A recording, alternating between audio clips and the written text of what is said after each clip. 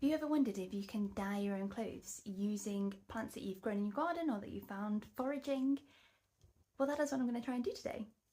And hi, if you're new here, my name is Nick and I live in an old forge worker's cottage in Derbyshire. On this channel I share just snippets of my country life, things I'm getting up to, adventures that I'm going on. Usually Pan joins me. Today he's not coming with me, so he's a bit grumpy. Because today I am heading off to my local National Trust to learn how to dye fabrics using plants that you can grow or forage for.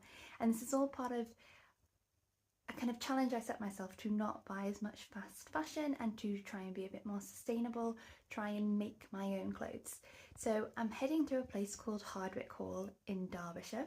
I'm going to go on a course where we will collect plants from the garden and we will learn how to dye yarn with them, and hopefully I will come away with some yarn, which I don't know what to do with yet. I might need to learn how to knit or something, but I will come away with some yarn that is dyed using purely plants. Do you want to come along with me? So I'm driving about 15 miles down the road to a place called Hardwick Hall. It's run by the National Trust and it was built in the 1500s. It's in this glorious estate, so this is the view from the driveway as you're driving up to the hall. It's a beautiful old hall. It's really famous for its tapestries, and that's why they run this dyeing workshop from it. So when you first arrive at the workshop, they show you all the yarn they've dyed previously, only using plants that they grow at Hardwick. And look at some of these amazing colours. Look at those blues. They're so beautiful. So then it is time for us to try ourselves. So we start off with 9 skeins of this yarn. It's really beautiful. And we're going to do an experiment. We're going to use the same dye for all 9, but we're going to put them in different mordants and different modifiers.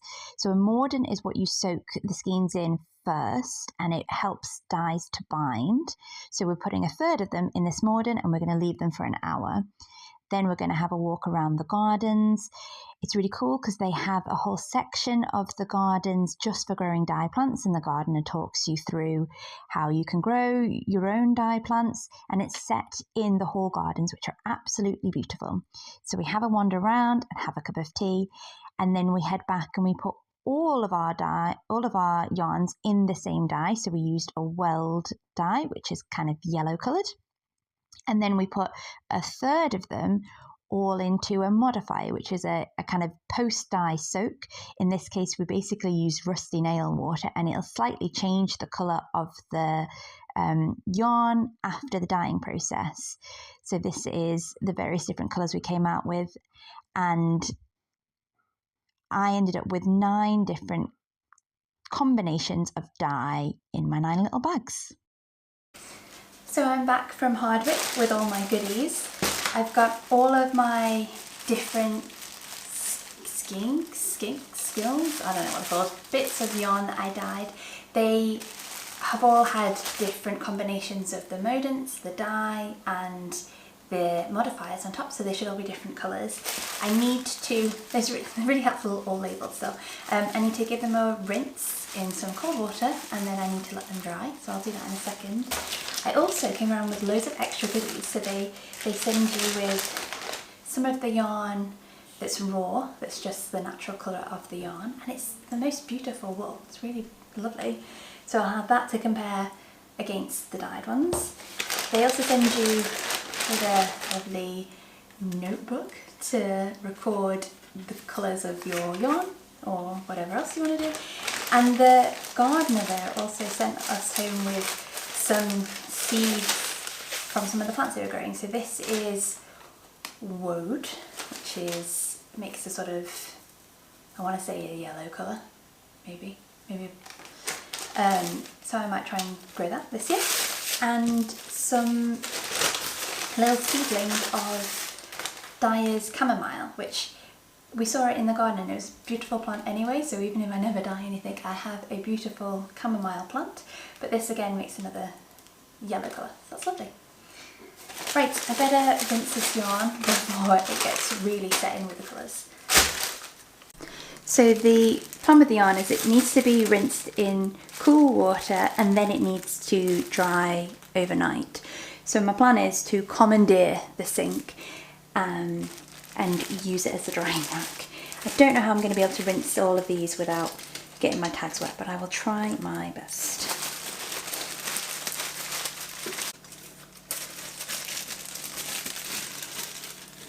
So my first yarn, they're all a sort of yellowy colour. There's nothing in this.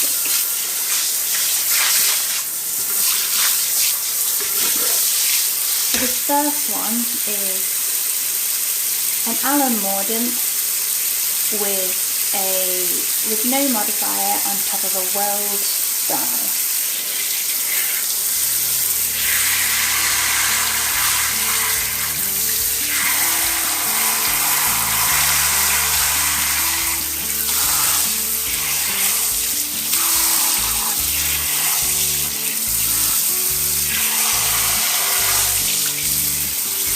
Alright, 1 down, 8 to go, but let's speed this up a little bit, shall we? So now I'm kind of rinsing off, and you can really tell the difference in colour when you've got the different combinations of modifier. Look how brown that one is compared to the yellow. And remember, this is all the same actual dye. It's all the same plant that we use. It's just the mordant and the modifiers that are different.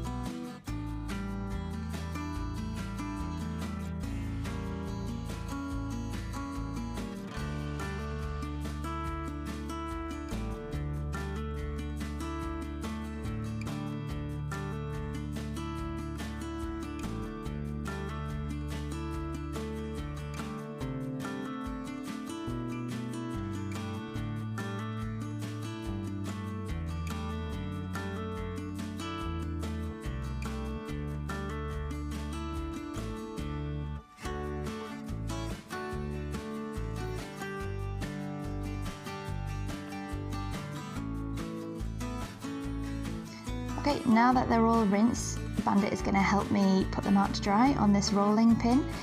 I'm going to try and put them in colour order because that pleases me, and I'm going to just have to leave them here for, well, at least a few hours until they've stopped dripping, and then I'll find somewhere better for them to dry.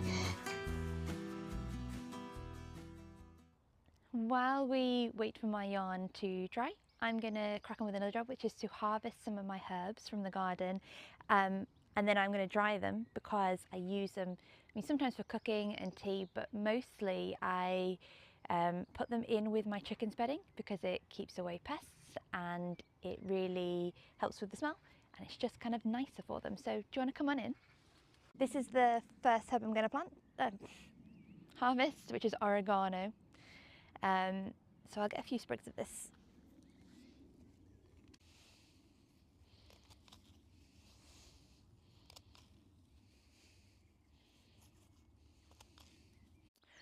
I did the cardinal sin of planting mint in the ground, so I'm gonna take some of this as well. This is a particularly good one to put in with chickens though, so that's why I don't mind it going a bit crazy.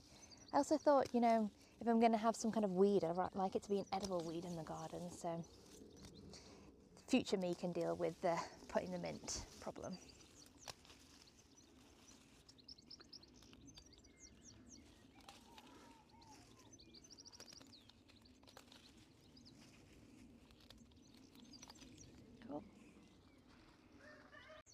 I've got a nice big bush here of lemon balm, so I'll grab some of this. This is really nice in tea, and again, works really good for the chickens. I don't really cook with it, but I'll get a bunch of this.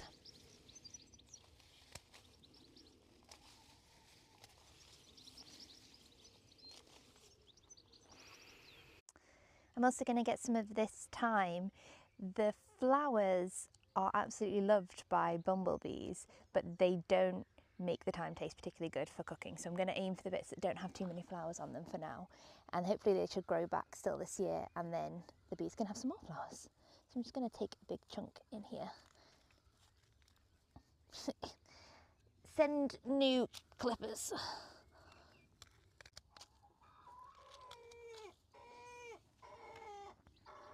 Got my thyme. We all need more thyme. Finally, I've got some of this feverfew which seeds all over the garden, and I will dry it and then I'll pick the heads off and put that in with the chickens. So I'll get a few of these, and hopefully this should also make it flower again, which is great.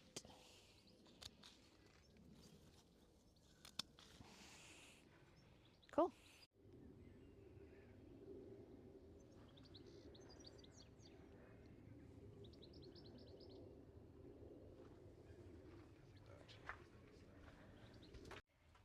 So now I'm just going to tie them up. I will probably strip the leaves off some of the mint and the lemon balm so that they don't rot while they're all squished together. But I'm just tying, I'm not doing anything special, I'm tying them into bundles and then I'm going to hang them up to dry in my shed.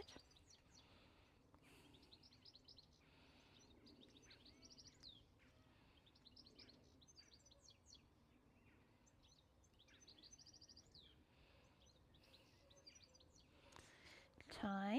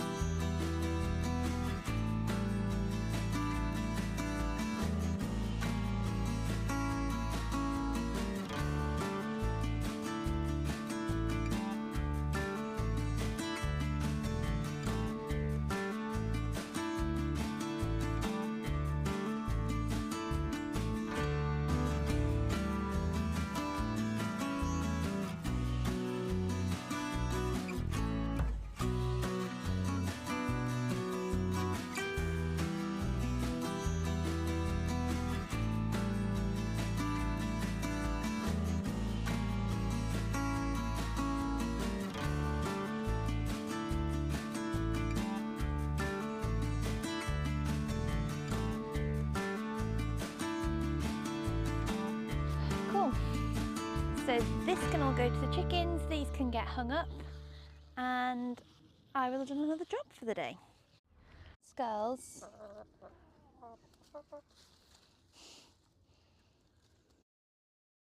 Good timing really getting these hung up because it's starting to rain. It's a shame because I was hoping to spend a bit more time wandering around the garden, but I'll give it all a quick once over and then I'll head in and check on my yarn.